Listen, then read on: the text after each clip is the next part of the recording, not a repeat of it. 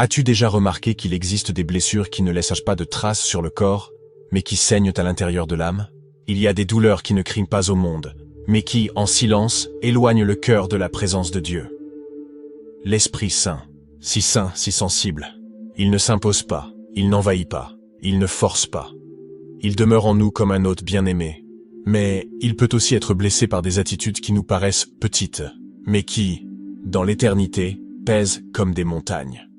Combien de fois as-tu déjà prié sans vraiment prier? Combien de mots sont sortis de tes lèvres sans que ton cœur y soit? Combien de fois ton silence a-t-il porté une rébellion déguisée en obéissance? Combien de fois la routine de la foi est-elle devenue simple performance et non plus rencontre? L'esprit, il ne se contente pas d'observer. Il ressent, il s'attriste, il se tait lorsque nos choix le blessent. Et la question qui résonne aujourd'hui est, quelles sont les attitudes qui blessent le plus l'Esprit Saint? Non pas celles que les autres voient, mais celles qui se passent dans l'intime. Là où seul Dieu connaît. Aujourd'hui, nous allons plonger dans cette blessure que, souvent sans nous en rendre compte, nous ouvrons dans le cœur de l'Esprit. Cette porte qui non seulement l'attriste, mais étouffe sa voix en nous. Mais je dois prévenir, ce chemin ne sera pas confortable, parce que chacune de ces vérités est comme un miroir, et tu pourrais ne pas aimer ce que tu verras refléter. Es-tu prêt à affronter le silence de Dieu à l'intérieur de toi? Alors viens, commençons la marche. La prière devrait être le souffle de l'âme.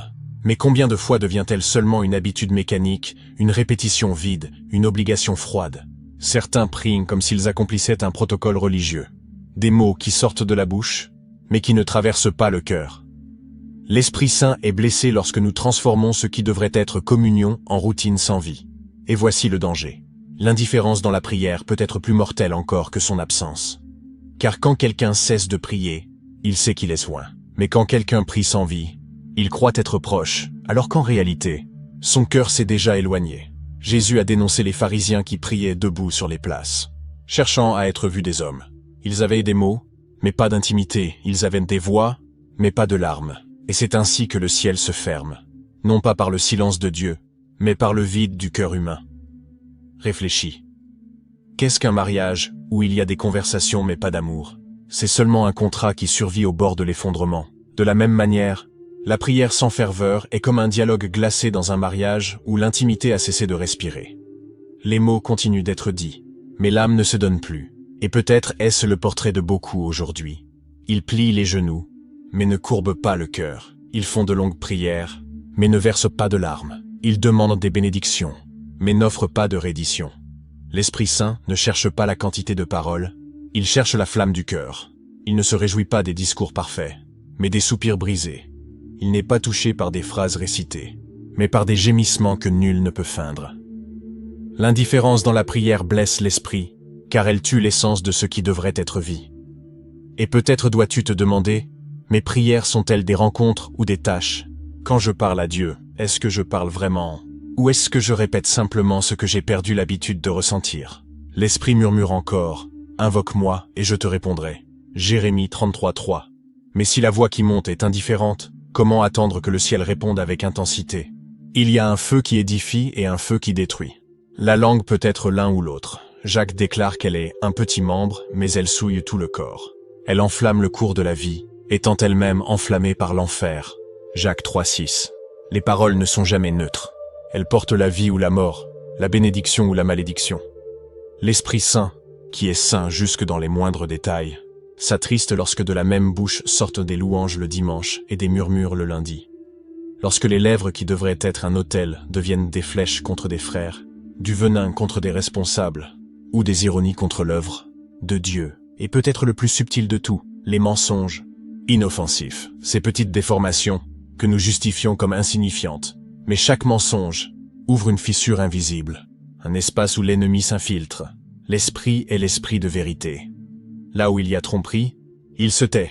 Imagine une cruche d'eau cristalline.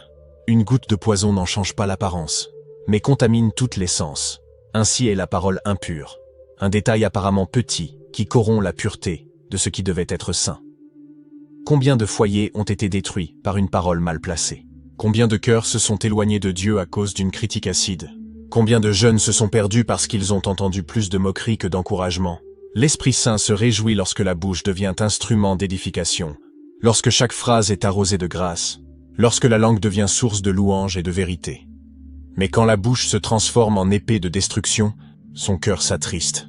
Peut-être est-il temps que tu te demandes, ma bouche a-t-elle été un fleuve de vie ou une flèche empoisonnée? Ai-je semé l'espérance ou répandu le fardeau? Ai-je utilisé ma voix pour prier ou pour me plaindre?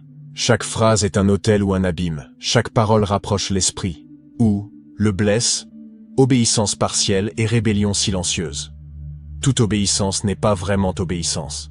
Il y a celle qui est accomplie devant les hommes, mais refusée dans le silence du cœur. Et c'est précisément cette contradiction qui blesse profondément l'Esprit Saint. Lorsque les lèvres disent « oui », mais que l'âme entière crie « non ». Ainsi fut Saül. Il exécuta une partie de l'ordre de Dieu, mais conserva pour lui ce que le Seigneur avait ordonné de détruire. Aux yeux du peuple, il paraissait fidèle. Aux yeux de Dieu, il était rebelle. L'obéissance partielle fut, en réalité, une désobéissance totale. L'esprit ne se réjouit pas des gestes extérieurs, mais de l'abandon secret. David, au contraire, tomba dans de terribles péchés. Mais il y avait en lui une différence. Lorsqu'il était confronté, il ne se justifiait pas, il ne se cachait pas derrière des masques. Il déchirait son cœur devant Dieu, pleurait sa faute et demandait la restauration. L'Esprit Saint ne cherche pas une perfection sans faille, il cherche une reddition sans réserve. La rébellion silencieuse est comme un arbre imposant, vert, feuillu, plein de vie à l'extérieur, mais à l'intérieur creux, rongé, prêt à s'effondrer au premier vent fort. Ainsi vivent beaucoup de chrétiens. Une apparence de sainteté, mais un cœur résistant à la voix de l'Esprit. Peut-être l'as-tu déjà ressenti? Le culte se termine. Le message touche, mais quelque chose en toi répond. Pas aujourd'hui. Pas cette fois. Pas sur ce point de ma vie. Ce non dit, ce silence obstiné, est une blessure ouverte dans le cœur de l'Esprit Saint.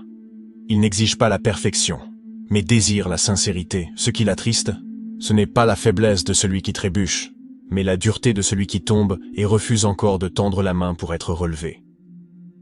Alors la question est, combien de fois as-tu dit oui, extérieurement, tandis qu'intérieurement tu résistais encore? Combien de fois tes actes ont-ils révélé une soumission, alors que ton esprit et ton cœur murmuraient en secret?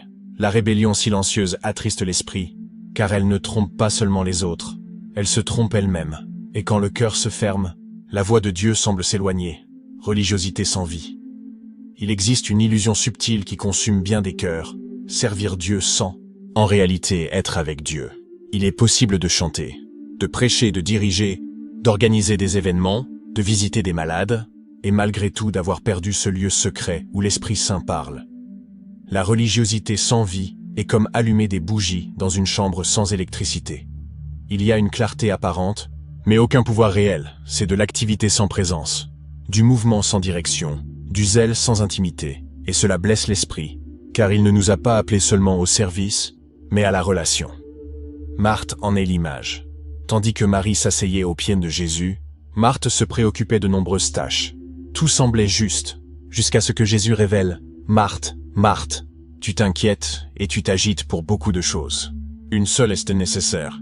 Marie a choisi la bonne part. » Luc 10, 41-42. Marthe travaillait pour Jésus, mais elle n'était pas avec Jésus. Et voilà le danger de la religiosité sans vie. Remplacer la communion par la performance. L'Esprit Saint s'attriste lorsque nous transformons notre foi en agenda.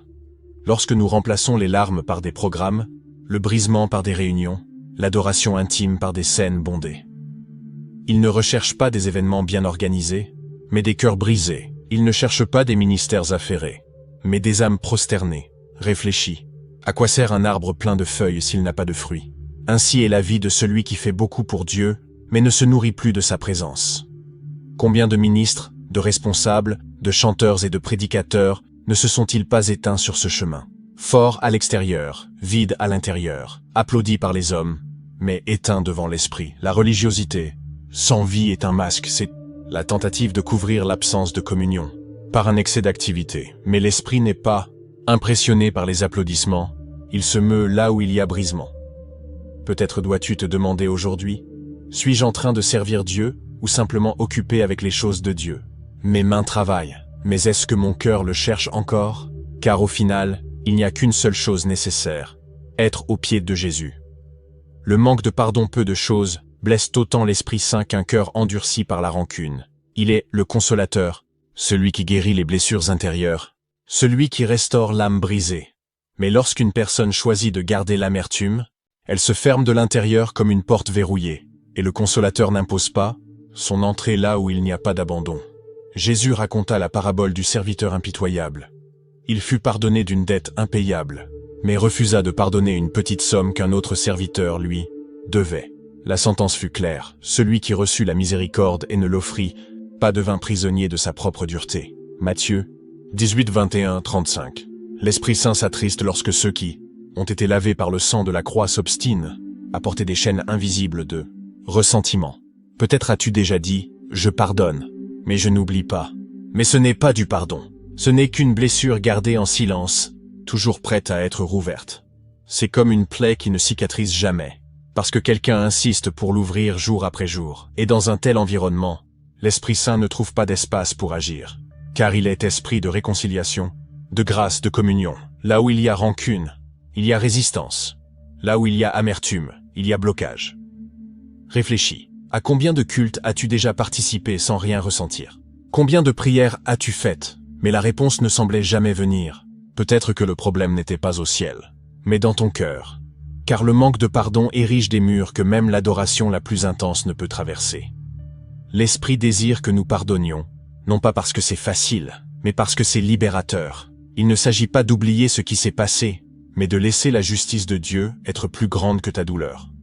Lorsque tu pardonnes, tu libères la chaîne qui retenait l'autre, mais tu découvres que c'était toi qui étais prisonnier depuis le début. Alors la question aujourd'hui est, qui occupe encore un espace de rancune dans ton cœur? Combien de noms répètes-tu en silence, non pas en prière, mais en amertume? N'est-il pas temps de lâcher les chaînes et de laisser l'Esprit consolateur restaurer ton âme? Le péché secret, il y a des péchés qui exposent à la honte en public, mais il y en a d'autres qui se cachent dans le silence de l'âme. Ce sont ceux que personne ne voit, qui n'apparaissent pas dans les cultes, qui ne sont pas mentionnés dans les conseils d'église. Mais l'Esprit Saint, qui sonde les profondeurs du cœur, en est le témoin silencieux. Ces péchés secrets sont comme des braises couvertes de cendres. Ils paraissent éteints, mais ils brûlent encore l'autel de l'âme. Aux yeux des hommes, la vie spirituelle semble intacte, mais à l'intérieur, le feu devient de plus en plus faible, jusqu'à ce qu'il ne reste que de la fumée. Ainsi en fut-il de Samson, un homme oint, appelé dès le sein de sa mère, qui joua avec ses limites dans le secret. Peu à peu, il perdit l'onction sans s'en rendre compte. Jusqu'au jour où il se leva, croyant qu'il avait encore sa force, mais l'esprit s'était déjà retiré. Juge 16, 20. Le péché secret ne vole pas seulement l'onction, il vole l'audace dans la prière, l'autorité dans la parole, la liberté dans l'adoration. Et peut-être est-ce le point le plus douloureux. Tant que personne ne sait, la conscience accuse. Pendant que les autres applaudissent, le cœur se tait, tandis que la bouche chante, l'âme a honte de s'approcher du Saint-Esprit. Combien de chrétiens vivent ainsi, dans ce cycle? Ils se promettent à eux-mêmes de ne plus jamais tomber, mais reviennent à la même pratique. Le péché secret devient une prison, une cachette où l'obscurité paraît plus confortable que la lumière. Mais l'Esprit Saint, qui est feu, n'habite pas dans des cœurs qui insistent à garder des cendres sur l'autel. La blessure ici est profonde. Ce n'est pas seulement la faute en elle-même, mais l'attachement à la faute. Ce n'est pas seulement la chute, mais le refus d'abandonner ce qui enchaîne. L'esprit ne s'attriste pas de celui qui trébuche, mais de celui qui choisit de rester captif. Alors la question est directe. Qu'est-ce que tu caches encore à tous, mais que tu ne peux cacher à Dieu? Quelle est la faille qui a éteint ta flamme? Quel est le secret qui draine ton audace devant l'autel? L'ingratitude, peu de choses, sont aussi silencieuses, et, en même temps, aussi dévastatrices que l'ingratitude. Elle ne se présente pas avec scandale, elle ne choque pas les yeux, mais elle ronge le cœur de l'intérieur, jusqu'à le rendre insensible à la bonté de Dieu. L'Esprit Saint s'attriste lorsque, face aux bénédictions, nous choisissons de murmurer. Israël, dans le désert, en est l'image la plus claire. Nourri du pain du ciel, rassasié de l'eau du rocher, guidé par la nuée le jour et par la colonne de feu la nuit. Et malgré tout, il murmurait, comme si Dieu n'avait rien fait. L'ingratitude transforme les miracles en routine et la grâce en fardeau. C'est comme un enfant qui reçoit du pain chaque jour, mais qui ne parle que de ce qu'il n'a pas. L'esprit est blessé, car l'ingratitude ferme les yeux à la fidélité divine et ouvre la porte à la plainte. Et là où il y a plainte, la joie de l'esprit s'éteint. Combien de fois avons-nous pleuré en priant pour quelque chose, Puis, une fois reçus, avons-nous cessé d'en prendre soin? Combien de bénédictions ont été oubliées, comme si elles n'avaient jamais existé? Combien de réponses de prières sont devenues invisibles parce que nous regardons toujours à ce qui manque, et non à ce que nous avons? L'ingratitude est plus qu'un sentiment. C'est une offense à la croix, car celui qui se plaint devant la fidélité de Dieu, dit au fond de lui, ce n'était pas suffisant. Et rien ne blesse davantage l'esprit qu'un cœur qui rejette la bonté de celui qui a donné son propre Fils par amour. L'esprit se réjouit lorsque, même au milieu des douleurs, nous choisissons de remercier. Quand la bouche qui pourrait murmurer s'élève en louange. Quand, au lieu de nous plaindre du désert, nous célébrons la fidélité de celui qui n'a jamais laissé manquer la manne. Alors la question finale est, combien de fois as-tu fermé les yeux à la bonté de Dieu? N'est-il pas temps d'élever un autel de gratitude, même au milieu des combats, et de permettre à la joie de l'esprit de déborder à nouveau en toi? Conclusion. Les 7 blessures, 7 blessures, 7 portes que, bien souvent, nous ouvrons sans nous en apercevoir. L'indifférence dans la prière, la parole impure, la rébellion silencieuse, la religiosité sans vie, le manque de pardon, l'attachement au péché secret et l'ingratitude. 7 manières d'attrister celui qui est notre consolateur, l'ami qui ne nous abandonne jamais, le feu qui réchauffe l'âme. Peut-être, au long de ce chemin, t'es-tu reconnu dans certains de ces points. Peut-être as-tu perçu que tes prières sont froides, que ta bouche a été plus flèche que source, que ton cœur garde des résistances silencieuses, que ta foi est devenue simple routine. Peut-être portes-tu de vieilles rancunes, caches-tu des péchés secrets, ou as-tu laissé l'ingratitude voler ta joie? Mais voici la bonne nouvelle. L'Esprit Saint ne s'éloigne pas pour toujours. Il s'attriste, oui. Il se tait, oui. Mais il attend aussi. Il attend un cœur brisé, une bouche qui se rend dans la confession, un esprit qui choisit de revenir au premier amour. Et aujourd'hui, il t'appelle. Non pas avec condamnation, mais avec invitation. Non pas avec poids, mais avec grâce. Non pas avec accusation, mais avec la douce voix qui murmure. Il est encore temps. Il y a encore du feu. Il y a encore du pardon. Peut-être sens-tu que tu as trop failli, que tu as perdu la sensibilité, que tu as blessé l'esprit trop de fois pour qu'il y ait un retour possible. Mais la parole déclare, il ne brisera pas le roseau froissé, et il n'éteindra pas la mèche qui fume encore. Ésaïe 42, 3. S'il reste encore une étincelle en toi, l'esprit peut rallumer la flamme. Voici un conseil pratique. Reprends la prière avec sincérité, non comme un devoir mais comme une rencontre. Veille sur tes paroles, afin que ta bouche soit une source de vie. Abandonne-toi entièrement, sans réserve, sans résistance cachée. Remplace l'activité par la communion, choisis chaque jour d'être aux pieds de Jésus. Libère le pardon, même lorsque cela semble impossible. Mets à la lumière les secrets, en confessant devant Dieu, et, si nécessaire, devant une personne de confiance. Exerce la gratitude, même au milieu des luttes, car l'Esprit ne veut pas seulement habiter en toi, il veut déborder à travers toi, et pour cela, il demande un cœur pur, un autel nettoyé et une vie abandonnée. Aujourd'hui, fais un choix, ne blesse plus l'Esprit. Laisse-le guérir tes blessures, rallumer ta flamme et te conduire dans une vie de sainteté et d'intimité avec le Père. L'Esprit et l'épouse disent « Viens ». Apocalypse 22, 17. Et cette voix n'est pas seulement pour les cieux, elle est pour toi, maintenant.